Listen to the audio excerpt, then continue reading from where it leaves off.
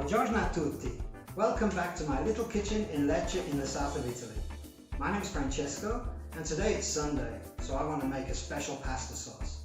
But I'm not going to make the traditional ragu or meat sauce. I want to do something for my vegetarian friends.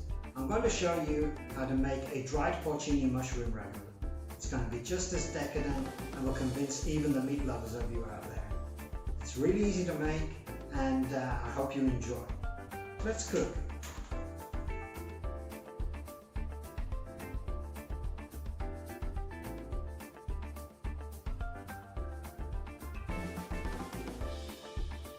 For today's recipe you are going to need dried porcini mushrooms, carrot, celery, onion, cherry tomatoes, rosemary and sage, nutmeg, sun-dried tomatoes, tomato puree, Parmesan cheese, white wine and red lentils.